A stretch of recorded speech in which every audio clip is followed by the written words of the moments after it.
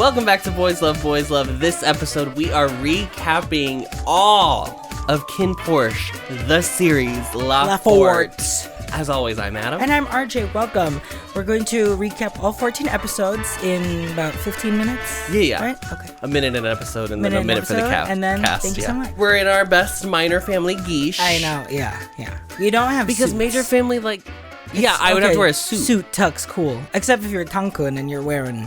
Well, yeah, I don't have a big fabulous coat, unfortunately. Yeah. And then, I looked in my closet and I don't have a vest. Because that was the other option, would have been to wear a vest. Yeah. But I don't own one. And they make him wear one the whole show. Porsche. Yeah. Even after they're like, you're not a bodyguard anymore. He's like, well, I don't have any other clothes. So that what they need to do is they need to take the curtains from the windows and let him make them into play clothes. Yeah. So we watched all of KinnPorsche series La Forte on Patreon. We did. So all 14 episodes are available. Yeah. Not much to talk about. It's a really fluffy show. There's really nothing going on. No toxicity. No complicated. No complications. There's no conflict. There's really no conflict. It's such a breezy show to watch. And it's clear who the bad guys are and who the good guys are. Great Would point. you say? Great point. It's a mafia show about a boy named Kinn and a boy named Porsche. A boy named Porsche who becomes a bodyguard for a major family mafia. So that he can provide for his brother. And over the course of time, falls in love with his boss, Kinn, after a lot. They go through a lot. And then also, you find out over the course of time that there's a connection between their family and Porsche and his brother Porsche's deceased parents. Yes, to the family. The mafia There's family. Side plots, but I think that's the general plot. Yes, yeah. That's the whole arc of the show. Yeah, yep. Mafia. Now. Romance mafia. RJ. Famously, there are many characters in this show. Okay. Now, I am going to play a game with you. And I am going to read a name of an actor. And I will be pronouncing them wrong. Yeah. And then I'm going to let you guess what the character names are. Sure. Okay? Build Jakapan Puta. Build is Pete. Correct. Build is Pete. And now you can put the picture in. This is what we're doing. We're doing a game for you to do editing. We've got Job it could be Job. Yosatorn Konglikit. I don't know who Job is. My guess is this is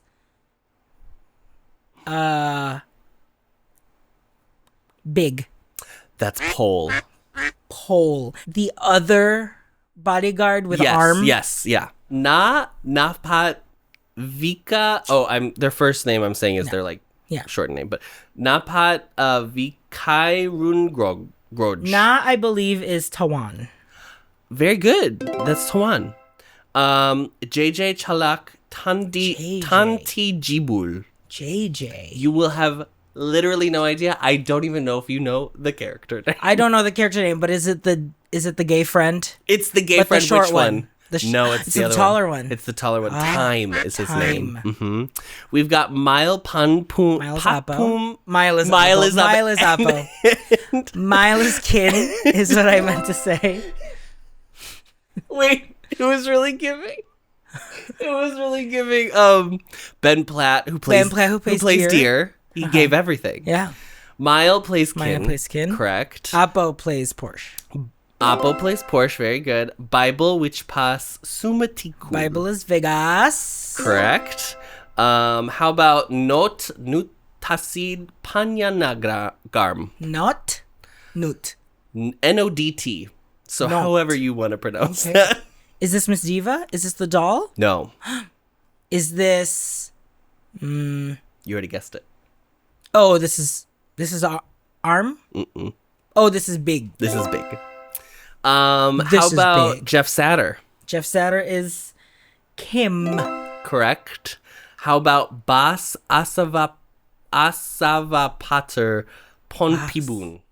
Is this Arm? No. This is yes. Mm-hmm. Barcode. Barcode is Porsche, honey. Tong Tanayu Takunatuaya. Is Tong minor family dad? Mm-mm. Is this the other gay friend? Mm-mm. Tankun. Oh, Tong is Tankun. Okay. Perth Nankun. I don't remember Perth's character's name. I know, isn't that funny? I wrote it down and I was like, wow, who remembered? I don't. We just referred to him as Perth the whole time. His character name was Ken. Ken. Mm-hmm. How about Kob Songsit Runno Pakunsi? The dad? Which one? Major dad, very good. Major dad and minor dad. And X Paya Vimukatayon is minor dad. Gun is his character name. Korn was major dad. Ta Nanakun Paka Pat Pon Pob. Ta is our beloved Macau. Correct. I think he has 4 lines in the entire show. Yeah. Okay, we're down to our last 2. We've got Us Nititorn Akaracho Tosopon. Us. Is Us the doll? I don't know if it's Us or it's Us. It could be Us. Is Us the doll or is Us the short gay friend? Short gay friend. Okay. His name was Tay. Tay and Time are the gay friends. Tay and Time. Who also have like 4 lines each. Yeah, a Tay and Time saves 9. Mm-hmm, that's what they say. That's what they tay. Finally, we have Sprite Patirat Lam Luang. Is this the doll? This is the doll. Do you remember the character name? I do not. It was her bar. Yok. Yok. Yok's bar. Me and Yok. Let's talk about the show. Mm-hmm. So the show is 14 episodes long. It premiered in 2022, I believe. It is one that frequently comes up in a lot of people's top BLs. It's like number 2 on MDL right now. Okay, but MDL ratings are, you might like, who cares? I would say I bet it makes a lot of people's like, oh, this is a BL you should watch, because I think it like maybe changed the game in some capacity. It really upped production value. Mm-hmm. Like, definitely. It I think is one of the Thai shows that we've talked about on the channel that I actually don't feel is too long. Yeah. Which is shocking. Yeah. Because a lot of them, I feel like that's been our complaint, is they're too long.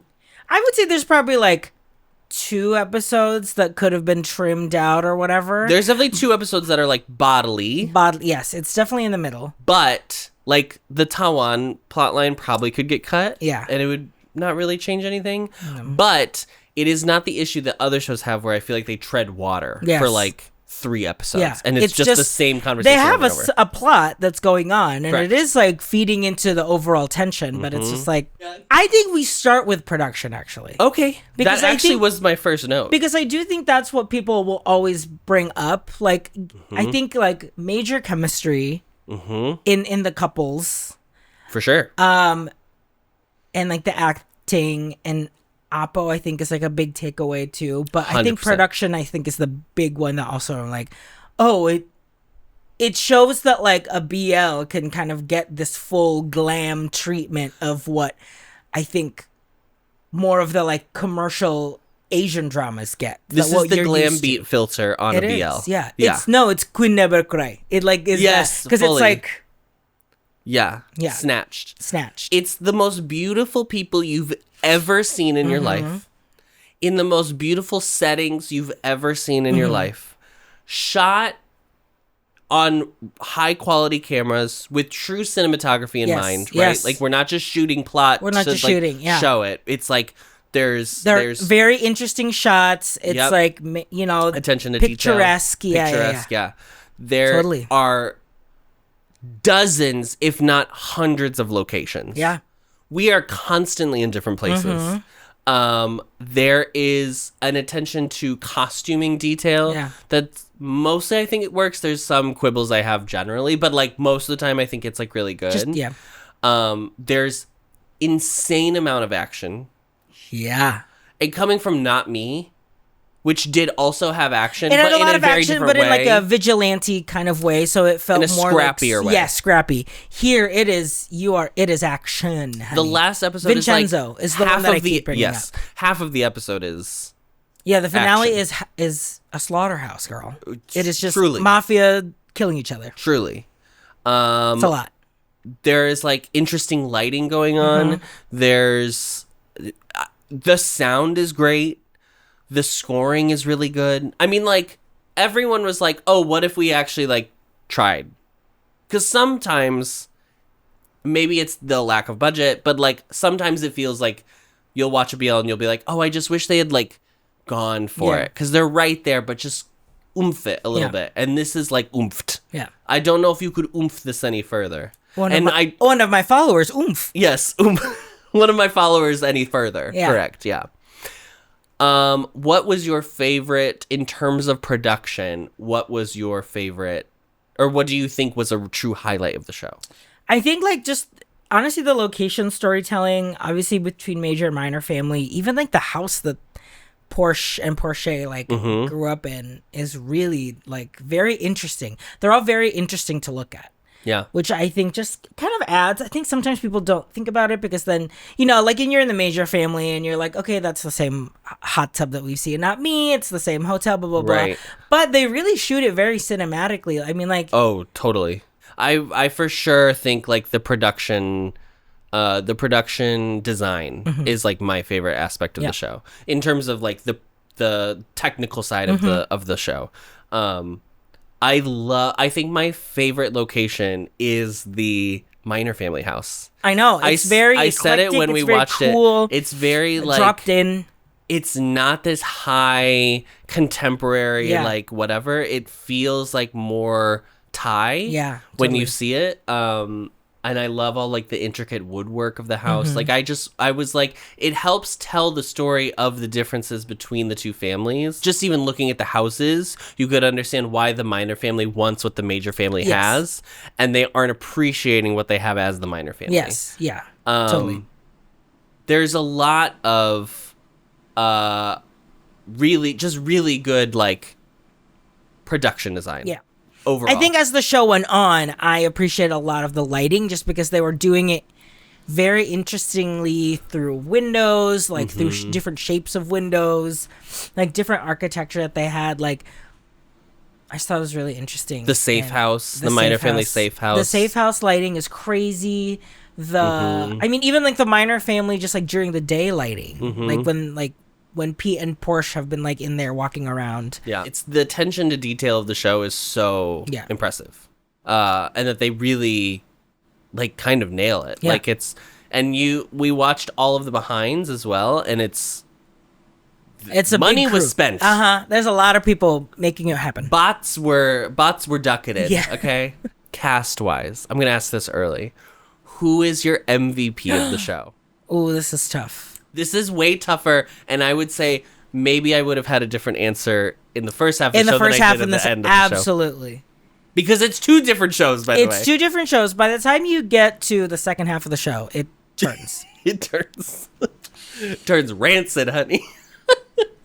Oppo in the beginning. I mean, if it wasn't Oppo, you would not be as hooked right away in that pilot as you would. I mean, the first episode, the pilot is so... You just are smitten by him. You are curious by him. He is like, feels like the perfect person, but then like he's not good. Like he's not a good person, but he's a virtuous person. But it's like, you know, he's prize fighting. He's doing this. He's doing that. Like he's still like a very rebellious renegade character, but so effortlessly charming that like. If it wasn't him, I don't know if this would have worked. What this character 1,000%. has to be so. You have to root for him from minute the first one time of the show. You see him, absolutely. And the first time you see him in the show, he like is having sex with some girl in the alley. Yeah, he's like slinging drinks at a bartender. He's like a skis from the beginning, and you immediately are like, I get it. Oh my god, I get it. Yeah, I get it 150%. Totally. It is insane to watch someone with that amount of charisma. Innately just like bleed through the screen like that. Like this is like what people wish they could do. Totally. This is also the same type of people who like become salespeople because like they can sell they can sell you anything. Homes. Yeah. Oppo could like convince me to join a cult. Yeah. Like I'd be like, "Are you in?" Because if you're in, I'm in, mama. He's and it's not even that he's hot. That doesn't hurt. That doesn't hurt. But he could sell me some MLMs, he could. I would buy so much. Vitamix. Yeah. What is that one? Herbalife. Oh, Herbalife, yeah. Oh, totally. Sure. I mean, even if he was slinging LuLaRoe. Sure. I'd buy those buttery tights. Absolutely. He's so good in this. Yeah. But then. So is that your answer? Is Oppo your answer?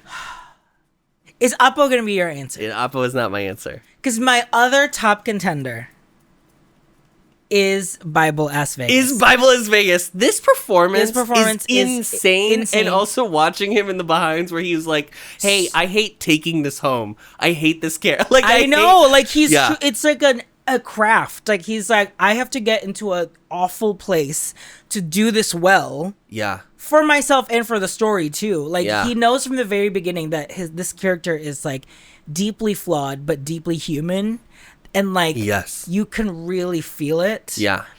The behinds. I'm so glad we watched the behinds before the recap, because it is like, me too.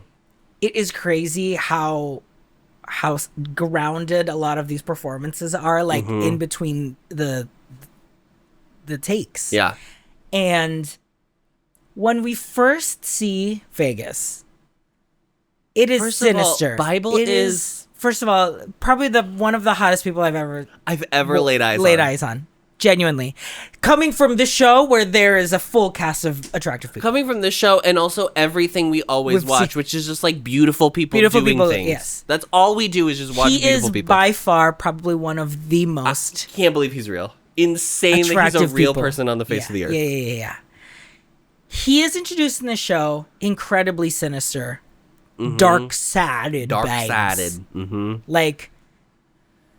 Like evil. I said evil in the reaction, like, oh, he's meant to be like an evil person. He's like a true evil person. You know he's Bad News Bears. Yes. To the point that I was like, I think he's the ultimate villain of the show. I said that at the time. Yes.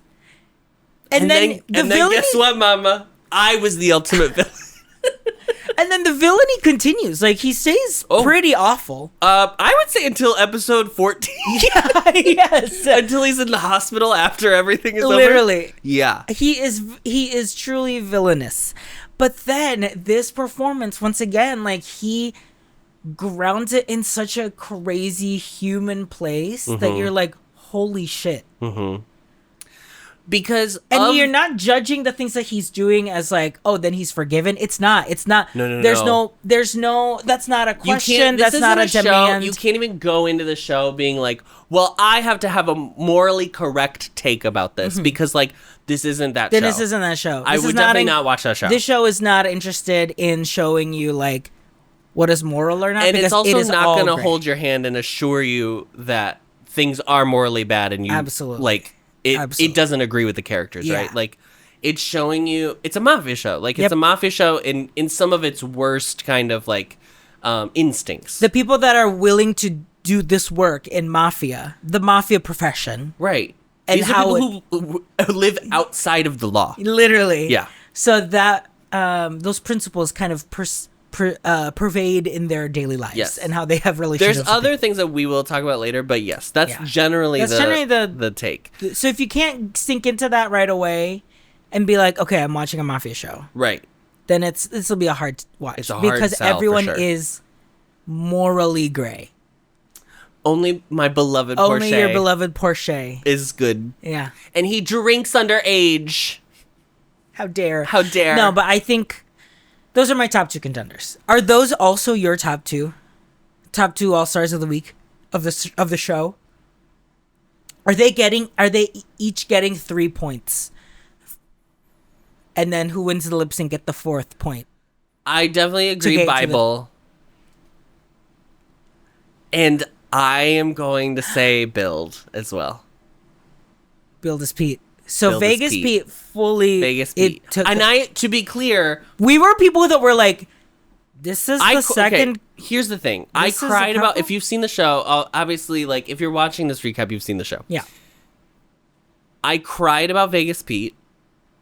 I thought they sell it incredibly well. Incredibly. I still, they are not my favorite couple of the show. And I would still probably put them as my third favorite couple. Wow. Okay. Like, I think I do like Kinn and Porsche more than them as a couple. Yeah. Because of the idea around them. Yes. Yes. But they sell it so well. And Pete specifically, Bill has to, like, he is just goofy at the beginning. Yeah, I know. What's crazy is, like, Bible has a lot to do simply because he has to live in a headspace that is so incredibly dark. Truly. For the whole time. Yes. Build has to go from, like, a side character that you truly, if you don't know anything about it, like we didn't, that you don't think is going to be consequential in any regard. No. Like, he just seems like the goofy weirdo sidekick. Yeah. who, like, works out pantsless in his room, which is, like, that's his one fun. quality Yeah. in the beginning of the show. And then he has to be tortured and then fall in love with his torturer. And you have to believe it. You have to buy that could happen. It could happen, that B, it did happen, and that they belong together. And they belong together. And not everybody's going to buy that, right? No. Like, I would say I bought the full story, and it is in no small part due to both of their performances. Totally. And especially, I really do feel like this Pete performance is like, he's the one who has to make the change, right? Yeah. He's the one who gets tortured. Yeah. And then has to, like, make the change. Make the change that, like, what they both have to turn toward each other. Toward basically. each other. Yes. And I think that was the hard. Crazy. Though it was it's tough to watch. Truly, it was so uncomfortable to watch. There were people commenting that, like, you guys were making a lot of jokes, but, like, because it was so uncomfortable to watch sometimes. Yeah. But the way that Pete kind of, like, turns and, like, processes the trauma, and then, like, truly seeing, like, a almost like codependency happening because of the trauma that happened. I was like, this is so fascinating that they're even going here. I know, it was so crazy to watch. I know. And then he is fully, like, two people in one. Like, he is, like, he comes back, he's, like, pretending nothing happened. Porsche seeing, like, something did happen, but, like, obviously he's not sharing. Yeah. But it is literally, he flips a switch when, like, when Vegas is there. You can see in this performance that he's still different. Yes. Yeah. It's like there's something behind the eyes that's not allowing the, like, joy and mirth that's in the first half of the show come through anymore. Yeah. Right? And it's like, he's killed people. Like, he's a bodyguard for this mafia family. Yeah. It's not that he's, like, hasn't seen violence bad or shit, death. right? Yeah. But, like, he knew the risk of being caught by the Minor family. Like, they know this about Vegas. Like, he's kind of like the crazy one. Yeah. It's crazy. And, like, I think I did kind of, like, not buy into it at first just because it was, like, such a big shift. It's a huge ask for the audience. Yeah. But I think when you're watching a show, especially, like, a show like this, and you've, like, at this point we were, like, what, 9-10 episodes in, I was like, of course, I would rather just relinquish everything and believe what the show wants me to try and get, and then assess at the end, like, did it work or not? Because, like, why else would it? Obviously, I don't think mafia shows are, like, just accept it and, like, yeah. Well, the other thing too is, like, I think it's also this is gonna sound so acting as a vessel energy, but when we react to the shows, we are also cognizant of the fact that we are acting. Also on camera. Yes. Oh, yeah. While true. we are Reacting. watching something. Yeah. So it's not. There is a level of which I know that, like, I am also performing because to an extent, right? Because like, otherwise you're just watching me silently, like, right. Yeah. And there have been things where it gets really sad. Like, I think it's episode 4. We did not speak because we were crying the entire time, right? But there is a level of, like, in a show like this where the tone shifts, which we will talk about, where the tone shifts as much as it does, that it's hard to, like, constantly kind of match the energy, right? Yeah. And there's a whiplash from us, like, watching it. It's the first show that we also had to, like, put content warnings on. Yeah. Because there's so much graphic They're showing it. They're showing. Name it and they show it. Name it and they show it. Name it and they show it. Severed head. Severed head. Yes. Shout out to Perth. Shout out to Pith. So that all being said, I do think I would probably pick Build of the entire show. The entire show, just because it was such a big hurdle for him. And what's crazy is when we watch the behinds, he is still very bright and bubbly to camera, to backstage. The only time he like seems down is after shooting that pool scene where you think Vegas gets killed. Yes. Yeah. And like everyone on set was like, "Hey guys, this is going to be very emotional for everyone involved. So please." Yeah. And but like they like hold each other after filming it. Like it was crazy. It was very, very evocative. And like I said, like Bible the entire time is just he's trying to be in this world as long as he can. I don't even know how you could play this character for like weeks. No, it's crazy. Maybe like there's 14 episodes. Each episode's like an hour long. This shoot had to be astronomically long. Yeah. Do you want to talk about KinnPorsche? Let's do KinnPorsche as a little side quest. Yes, let's do a little side quest. Because, Mama, let's talk about side quests. This Kim side quest, and I'm glad that they say it in the behind. Jeff fully was like, I felt like I was in a different show this entire time. Because, babe, you were. He did not talk to anyone else. Not at all. It was crazy. And I did have a problem with that. I think just the Kim side quest comes to nothing because he is built as if he is trying to like Inspector Gadget, like not Inspector Gadget, gumshoe his way, Miss Marple, like Jessica Fletcher, try to figure out who is who and how is Porsche like, but figure out what, but we never knew what he was trying to figure out. The entire time I was like, oh, he's gonna try and take down the Minor family, but then I was like, but why, like. Well, because we don't know the true crime, quote unquote, that happened about Porsche and Porsche's parents until the last episode. Well, this is the question, right? Like, the show starts out, when we started watching the show and the first episode happens, what did you think the plot of the show was? Just the destruction of the mafia. So you just thought it was going to be, they were going to take down the mafia. There was something was going to happen because ultimately, like, I was convinced that, well, first of all, I was convinced they were adopted. RJ was watching a different show, by the way. I kept saying, like, well, yeah, Porsche's adopted. Porsche and Porsche aren't actually brothers. And everyone was like, you're fucking insane. And it was more insane than that, in fact. Yeah, it was actually crazy. It's actually crazier than that. Yeah. And that's if you believe the ending. Which there is a realm in which you don't even have to believe the ending. I don't believe anything. So I'm going to continue to believe that Porsche are... Yeah.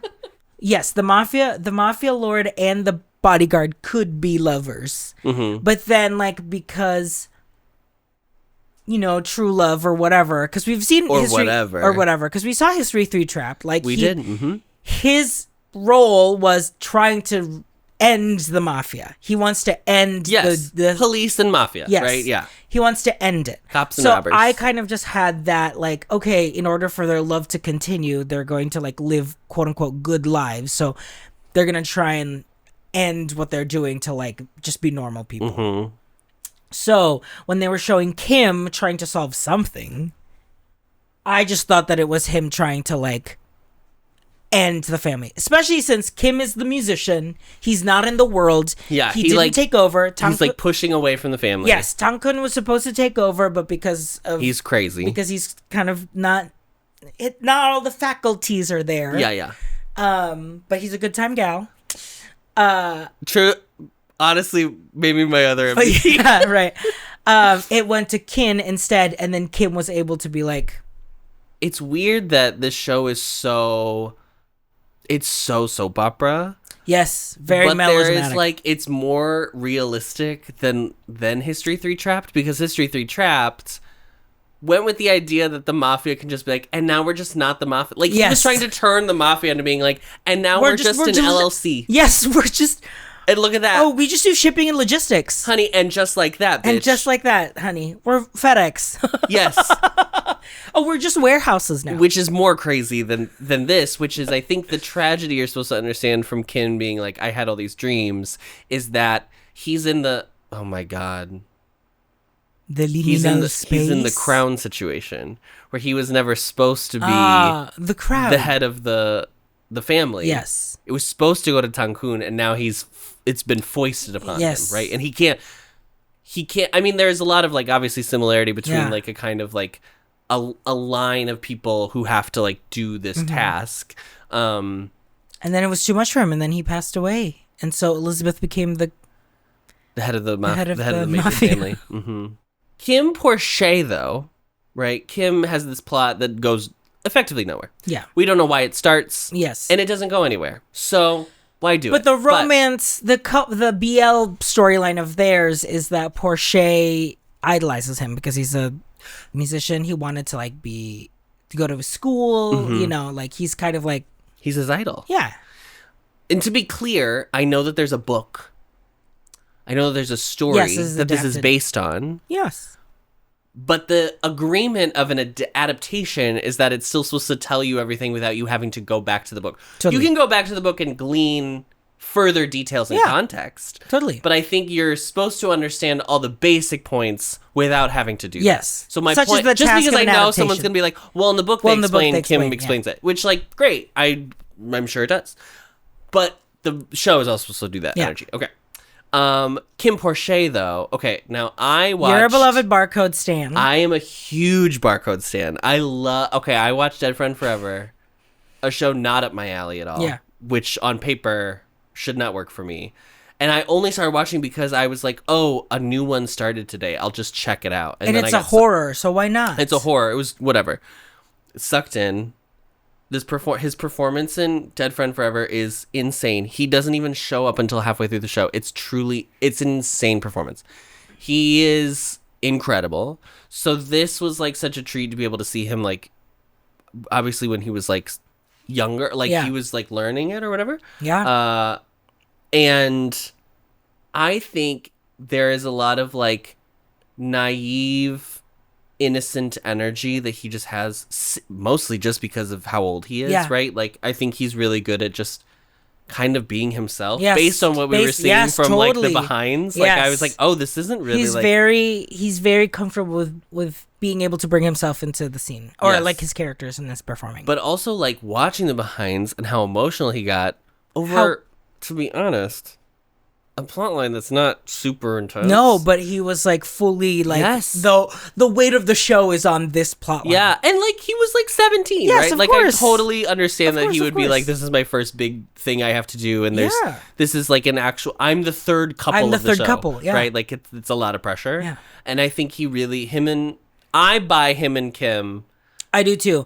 I was confused at first just because I was like, the actors' ages are very different. The actors' ages are crazy, but I think the characters are meant to be like closer in age. Closer in age, but it didn't, because Barcode just played so young. Yeah, and Kim's character is so stoic. Yeah, he's very stoic. Yeah, but also Jeff Satter was like 27. And I'm not saying like I liked them a lot. They are my favorite couple. Mostly just because of my proclivity for that type of storyline, which is like a sweet, more on the sweet side. Mm-hmm. It's the respite from the rest of the show, right? Where people are getting shot, people are dying, Kim. Yeah.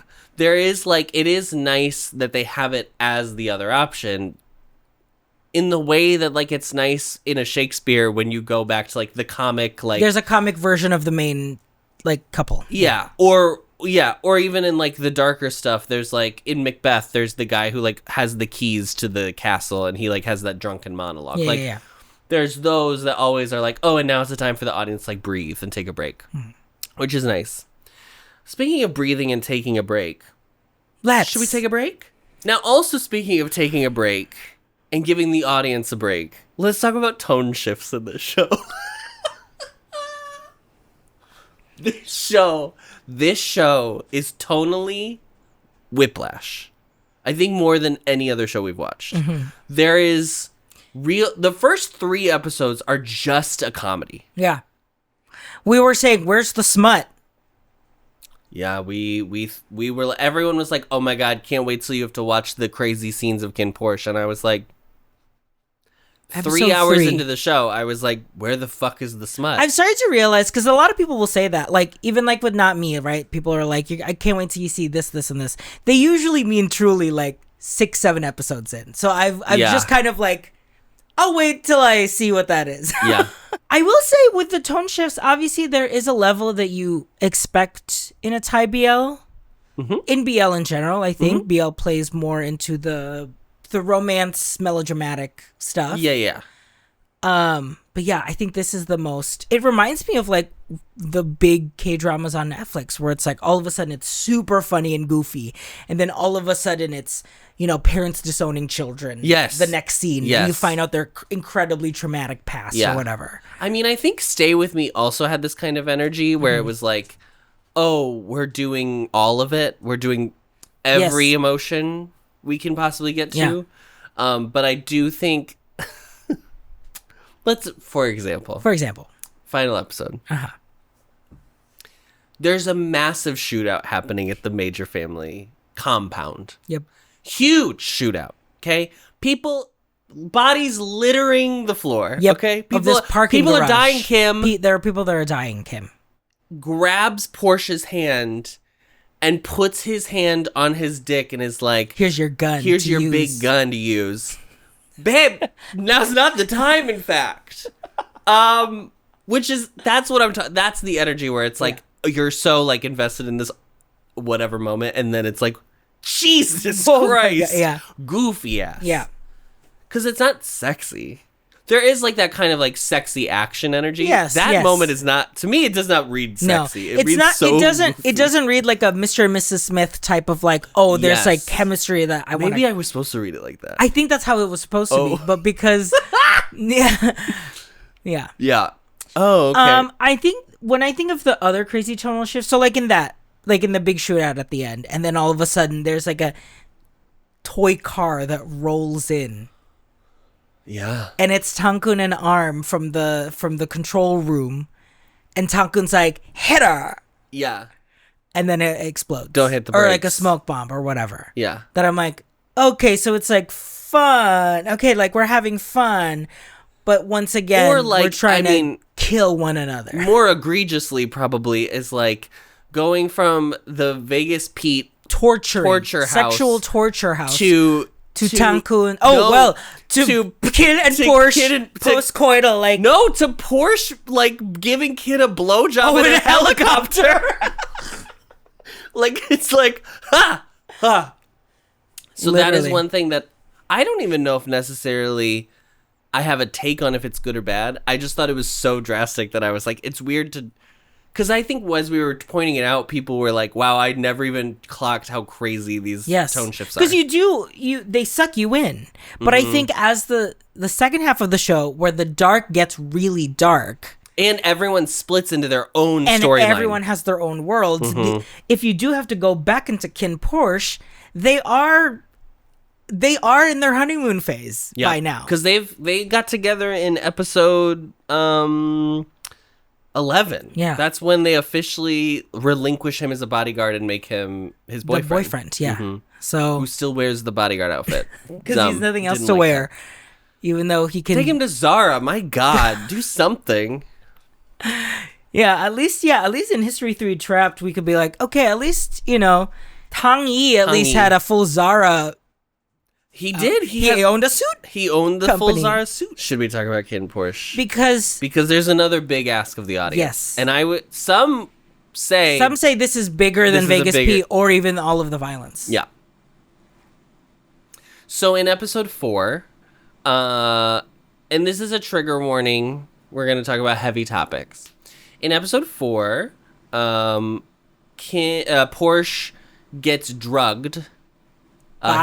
He Vegas. Slipped like a roofie, basically. Yeah, it's the one that's worse than a roofie. It's like it's the one that like they do for fun. Some people do for fun. Yeah. Yeah, it's crazy. Not me. So he gets drugged in a drink. He gets taken by Vegas. He is nearly raped by Vegas. And then, or at the very least, sexually assaulted by Vegas. Kinn discovers where he is, so Vegas flees. So that doesn't end up happening. But then they've already had their first kiss, right? That happened at the end of episode 3. Porsche's still under the influence. And they have their first time sex while Porsche is in the state, yes. And in episode 5, there is a fallout from it. There's a fallout from it. You see things from Porsche's perspective, like he knows something happened. He's trying to kind of piece it together to figure out. And there is a kind of like a silence from Kinn because he also doesn't know how to bring it up, but knows that there is something. He knows that there's something, but he doesn't realize that that's the problem. Yeah. Because there is, in episode 5, he like punishes him for getting drugged, basically. Yes. And then there is an apology, but it is not specifically like, it doesn't name it, yes. Name it, right? But at the same time, the show itself on social media, I believe at the time, released information about the drug and like what happens and like how to protect yourself and like ways to, make sure you get help if whatever, blah, blah, blah. So the show is aware that something happened. And that it's, at the very least, dubious consent. Yes, right? Dubious. And it's the most, that's a capital D, dubious. Yeah. But then you're supposed to just be like, and then they fall in love. And I want to say there's like 1 or 2 episodes where it's like, okay, they're trying to kind of rebuild again. But they get in the jungle. They get trapped in the jungle. They get trapped in the cavern or whatever.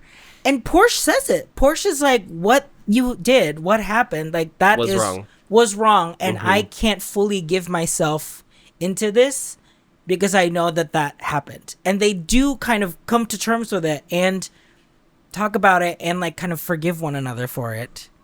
Well, and there is at the end of episode, is that 7 where they're, I think maybe it's the end of 6 or whatever, where Kinn is like, you can go. Like, I'll just let you go. And then Porsche comes back. Porsche does come back. I think as the audience, you're supposed to that's right. Kinn is like, I'll just tell people you died. You just run away. Porsche by being like, you can have your freedom back. Yeah. That is, I think, the big, like, he knows he fucked up. Yes. And so then Porsche coming back is like the big forgiveness. Like, but then there's a question of like, is that something you can apologize for? I mean, like, right? It's very complicated. Yes, totally. And this is what we were saying when we were joking at the beginning of being like, it's very clear who the good guys are, the bad guys are, because like, great question. I don't know. Why are we rooting for the bad guys at the end of this?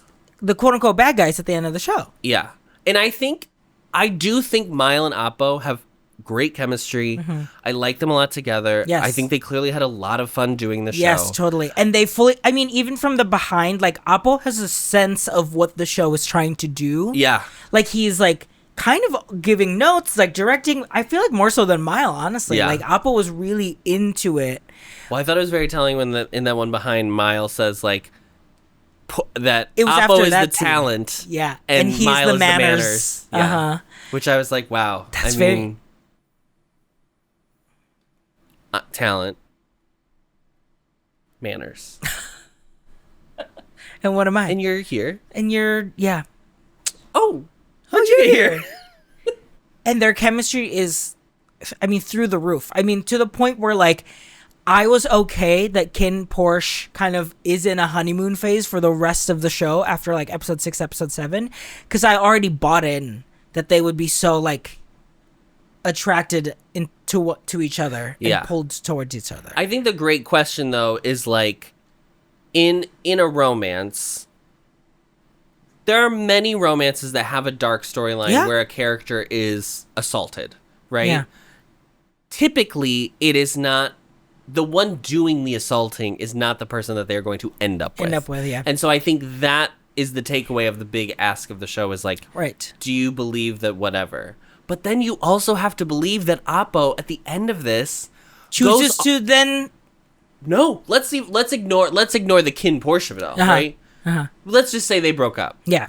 At the end of the show, he chooses to be the head of a mafia family. So, like, no one here is acting in good faith, right? Yes, and that's I'm true. not saying that there's a world in which it's like, well, everybody's bad, so who cares? Like, I think you're supposed to care. Yeah. But I think it's not supposed to be the defining thing. Yeah. I think it's just supposed to reiterate, like, don't emulate any of these people. Yes, Maybe it's don't very- go around and join a mafia. Maybe don't assault someone. It's where they like clear can't give from the consent. beginning. You're not supposed to like want to be any of these people. It's a fantasy. It's a fantasy. It's a fantasy. You are watching a fantasy. It's a dark fantasy. Yeah. Yeah.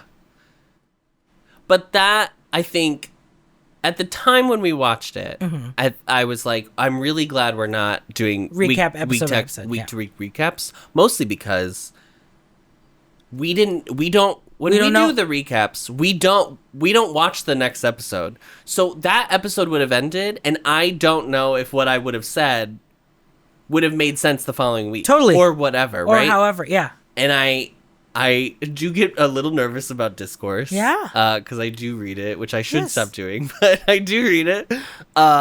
And so I do like that we can, like, now looking back, like, Looking see at what it the in a whole full show picture. does. Because I'm always like, when shows do this, like when there's like a big cliffhanger or like a big plot move that you're like, whoa, I don't know if I liked that. I always kind of have to wait until the show is over to kind of completely assess it. Because, like, obviously the way they did a lot of these kind of very controversial scenes were in kind of cliffhanger moments. I think the thing that, like, is similar is, like, the way Vegas Pete's relationship starts. We watched it and we were like, this is crazy. This is It's not bad. even sexual at the beginning, by the No, way. it's just not, like, it's no, just he's straight just torture. Yeah, it's just torture. And there were comments being like, oh my God, I love Vegas Pete. I can't wait for you to see this. And I was like, What? yeah, but we don't know anything. We don't know what's going to happen. So it's crazy to, like, just have seen that part and then be like, oh my God, love that part. I was like, oh. I mean, like, I imagined something was coming. Yeah. But I was like, ooh. Yeah. That was crazy. Now, looking back, I also would probably be like, wow, it's a ride. Yeah. It's a real damn ride Yeah. you're about to go on. Yeah. But that's the weird part of, like, watching something that everyone else that Has is seen. watching along with us has I already know. seen, because I'm like, What is supposed to happen? What am I rooting for? mm-hmm. Yeah. You know who I was rooting for the whole time? Porsche. Porsche. My beloved Porsche. Yeah. Even, like, Tay and Time are, like, in a mess. They, like, don't like each other or whatever. They're just like, yeah, we're just kind of like together. We're together 'cause we're for convenience. Yeah. It's so crazy. Yeah. But overall, KinnPorsche, the couple, were great job. I think like just delicious in general, because once they're really- able to get past it, Mama, this NC scene in the fucking pool. The NC scene in the pool. I mean, like, The way that people talked about KinnPorsche when it was actually out, like it was happening, because I think we were already starting to watch stuff at the time. But I remember it's like, because I was still pretty active on Twitter back then, so I was like seeing how people were talking about it. It made it seem like this show was fully like, oh, this is a show that is just showing pure smut, like they're fucking every day. yeah, I thought it was. I would, if you would ask me, I would have said, oh, it's like the level of Playboy. Yes. Because Playboy is. But a show. I thought like, oh, this is why people like it, because it's that, but it has like no kind of like merit past that. And I just had that kind of like, just That's just how I thought it was until I saw it, that I was like, oh, it's like mafia. I didn't even know about the mafia part. I was just like, oh, it's like a sex politics type show where they use sex as a power move, which they do. This is what's interesting about. This is like a show that almost very clearly is an exact answer to the people who say there's no use in having any sex scenes in media because it's just gratuitous, Yes. right?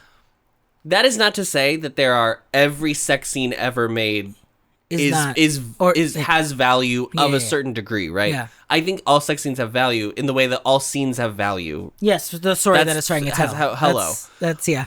But I think this show specifically, there are a few. I actually don't think it's terribly many. Maybe it's like 5 in total. Yeah. Sex It scenes. doesn't feel like it's that crazy. There's a lot of sex jokes. Yes. There's way more sex jokes than sex scenes. Yeah. But there is a way that the show treats the sex scenes that you realize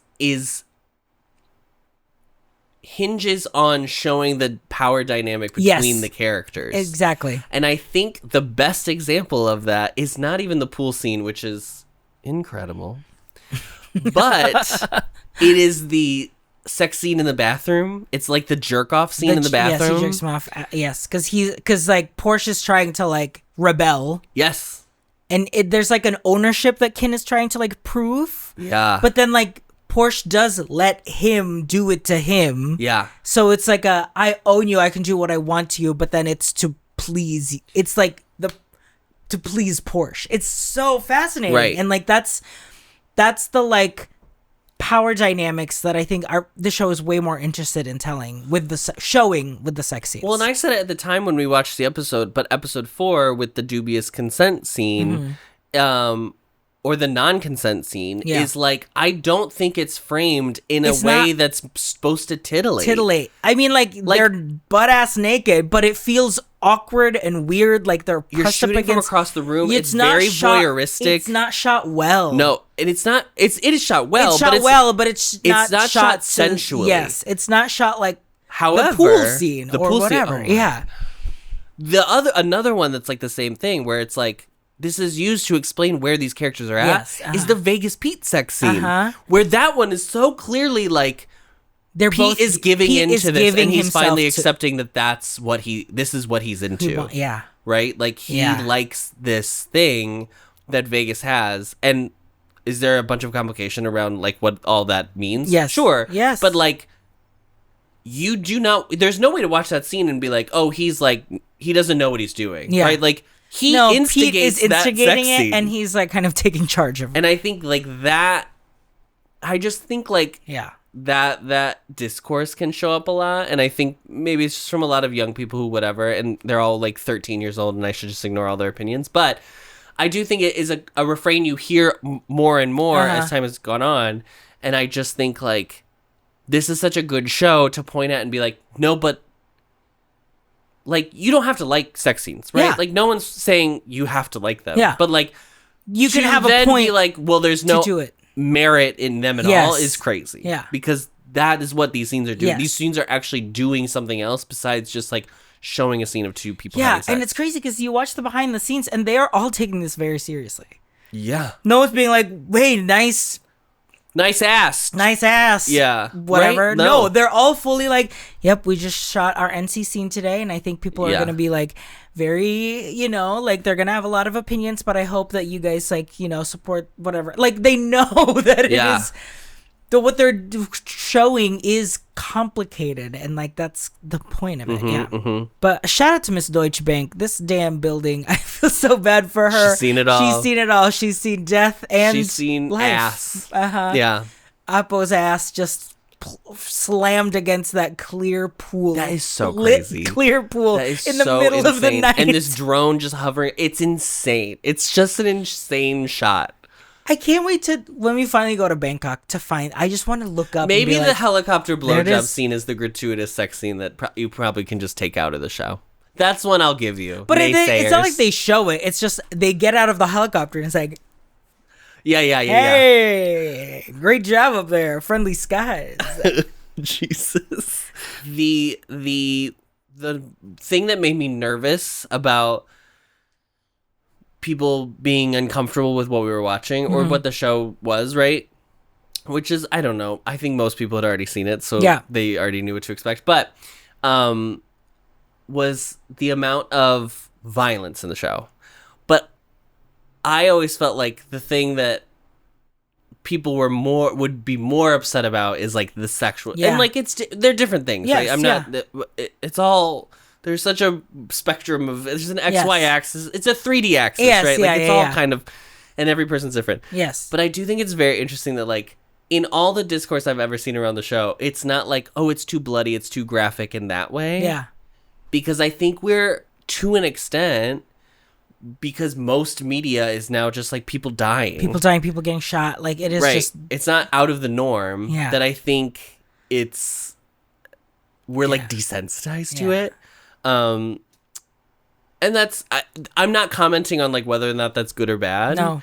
It's just I just think it's very interesting. And, like, it makes sense. There's not a ton of, like, sex scenes. Like, PG-13 specifically usually has, like, a bunch of death that doesn't have blood, but there's, like, usually no sex scenes. Yeah, and like just our, like, the American rating system, too, is like, very different. So, like, they're... And very deliberate of, like, what's okay to be shown in general audiences. As long as there's no blood. Yeah. Yeah. So it is crazy to see a lot of blood. It's a lot of blood. It's a lot of wet blood. Splurting. Well, we've really talked about the damn show, have we not? Ooh. Is there anything else you'd like to say? I mean, I think just in general, I think Tang-kun, even though this character kind of like is really written as the comic relief. He does a great job. He is committed. And even like in the behind, the writing team is like, I don't even have to give him notes. He knows what he's just goofing off, and it's great. Yeah. He's doing exactly what it needs. I mean, he's such a salve to like the heaviness of the show at times, which is really nice. He is literally that, like, the character I'm talking about for Shakespeare. Yes. Like, he's the nurse from Romeo and Juliet. Yeah. I am in love with Jeff Satter. I know. I'd like to see more. The man who plays Arm, Boss. Woo! Would love to see more of him. Love to see more of him, actually. Mm-hmm. I thought Perth was great. Yeah. I liked both of the Major Family dad performances. I think the cast is really good. There was no performance really that I was like, oh, that's kind of a dud, or like, you're not giving me anything. Truly. Everyone does a great job. Yeah, I like Big a lot, even. Yeah. The question of the end of the show, which we obviously have to talk about, which is like, is he telling the truth? Is he telling the truth? Because one of his last lines in the show is, history is written by the victors, or some whatever of that. So you're led to believe, like, is his accounts of what happened to Porsche and Porsche's parents the truth? It definitely sets you up for a second season, but I do think a second season's not happening. But, I mean, as far as I know, I would sincerely doubt it. But I am interested in the idea, like, I think the show does a really good job of leaving a breadcrumb for a second season, but I did not leave this show feeling like it was incomplete. Yeah, totally. It's so funny that I'm saying this. We just talked about this with Cat's Eye, but like, I don't leave the show and be like, well, I need to know like, more. Maybe there's a question I have of like, is he telling the truth or not? But all of the questions of the show that I had going into it have been answered and resolved. And like, maybe there's like a doubt in my mind, but like, the show is resolved, right? Yeah. Like, there's more you could follow up with, I'm sure. Totally. The complications of, being, my husband and I have our own mobs.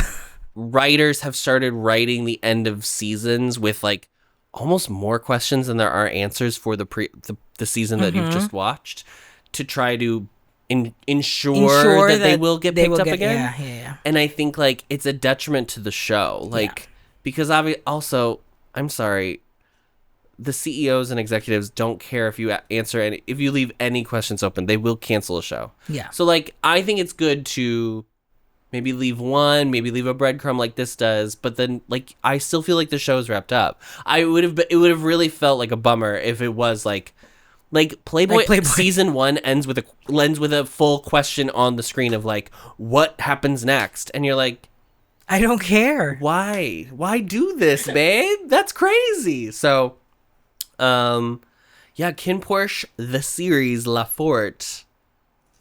She ate. So in our tier list, oh my god, Adam, this is complicated fave. This is the definition. Me, this is the definition of the complicated fave. I don't think it's a show. I do think it's a show I would rewatch again, but I don't think it's to the level of like, I'm keeping in syndication, right? It's not a comfort watch. It's not a comfort watch. No. If I think fondly of like, the endorphin rush, the adrenaline rush of being gagged by the show, right? I would do like, let's scrub the memory so I could watch it again. Yeah. But I don't want to relive some of the things that I saw in the show. Yeah. So I think it's like true complicated, because it's like there are parts that I could go. Maybe are like, I mean, I think complicated fave and above are the 3 tiers that like positive make sense for us to like react to. Yes, because like those, like, I understand why people would subscribe to watch someone watch this, because the show is such a gag on 100 different levels that it has to be fun being like, I know. Isn't that crazy? I told you. I told you it's nuts. I told you it's nuts. Yeah. And that's all the nuts. Yes. Honey.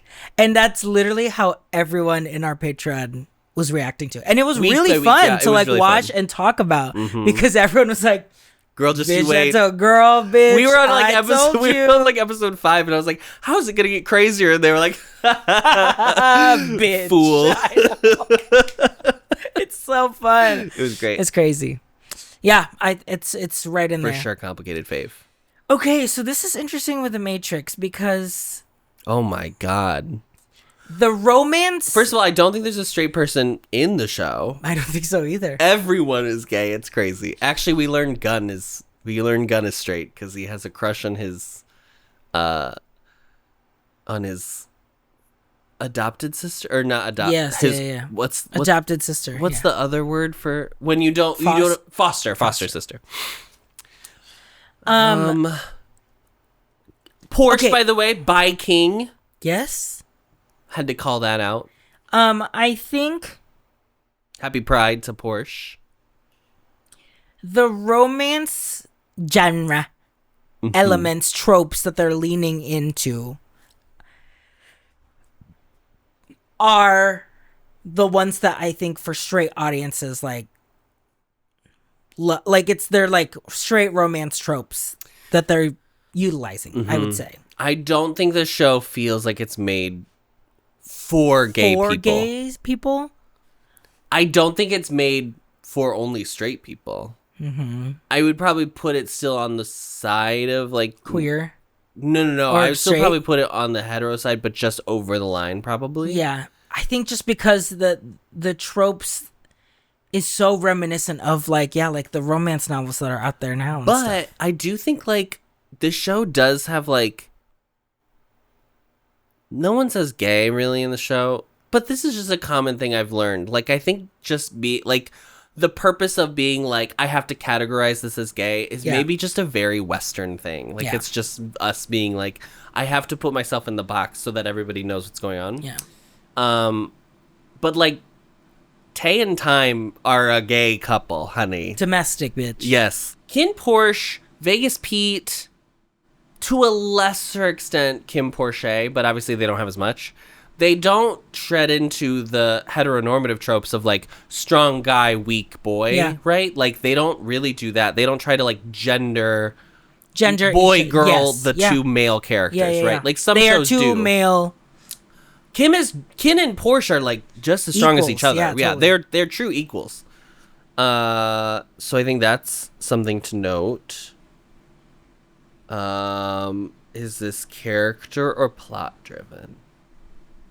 Lot of plot. I would say it's like right in the middle, because there's so much plot. Yeah. But the character turns are so big, right? Like the characters learn so much about themselves and each other, and especially like Vegas Pete. Like that is it. The Vegas Pete storyline is not plot driven in any way whatsoever. That is fully character based. That's a study.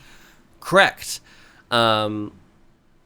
So I would say it's probably, again, maybe that's just a scooch over the line toward character, but definitely there's a lot of plot. Yeah. There's a lot of plot. All these mafia shows have a lot of plot. I know. There's it's a always lot the of plot in a mafia show, I think. And that's it. That's KinnPorsche. That's KinnPorsche. And so Porsche becomes the head of the minor family. Kinn is the head of the major family. Yes. They're both evil people because we don't believe in mafias, and we feel like we need to say that so that the FBI doesn't come knocking on our door. We don't believe in crime. We don't even believe it exists. We don't even believe crime exists, honey. It's a fantasy. I simply do not see it. I will say this. KinnPorsche, week to week, I was always excited to watch the next episode. Exactly. I was ready to be like, okay, let's... Yep. I'm not going to be like bored. Correct. So it's like, throw it on. Maybe the most boring episode. Oh, we have to shout out the thing that pissed me off most in the show, which was when Kinn just slipped his hand out of those handcuffs. They've been walking around for a week in the jungle, and then he's like, actually, we don't have to be together anymore. You've been pooping next to each other for a week. Are you fucking kidding? I would be livid. That would have been what made me mad. I would have been like, no, we're breaking up. Yeah. Maybe I think the Tawan probably is it's just weak. And it's just the least interesting. Because I think not even like, once he like is the character, and then I think it like picks up, but the ghost episode, you could probably skip episode 8. You could probably skip it and like nothing would change. Yeah. Patreon.com/boysloveboyslove. You can buy the collection, or you can join either the combo beret tier or the BL lover tier. So you can watch all of our KinnPorsche reactions. The poll is now open. We're leaving it to the berets to decide which BL will watch next with them on the Patreon. We're going sweet. Said sweet. We're going sweet. I need a palate cleanse, honey. I need a palate cleanse. Sweet. So we have, our options are in the poll. Light on Me. See Your Love. See My Love. See Your Love. See Your Love. From Taiwan. Osan's Love, the original Japanese one. The whole thing. Combined 1 and 2. And 3. Oh, and 3. Oh, we're just doing all of it. All of Osan's Love. Okay. Osan's Love? Osan's Love? And what was the one Your Sky. Your Sky, right. Of course. Thailand's Your Sky. So there you go. So got some sweetie pies in there. Sweet. So it'll be like scoop. Just Kinn and Porsche. Yeah. Just light-hearted fun. Because we've got angsty boys with manicures over on the other side of the week. Oh my God. So we're finishing. You're finally finishing Demudi Friendship. Demudi Friendship finishing up. So we're starting a new series next week. And then I finish Sweet Tooth Good Dentist, and then we're gonna start another BL. So there you go. So a lot going on. If you love BL and you're like, fuck all of those K-poppers, I don't care what's a Ouiju? You know, what is that? I don't know what that is. I just want Rays are gonna get you, girl. They're gonna get you. What's a Ouiju? You can just watch BL with us with the BL Lover tier. And we'll be watching 2 new shows this month. 3?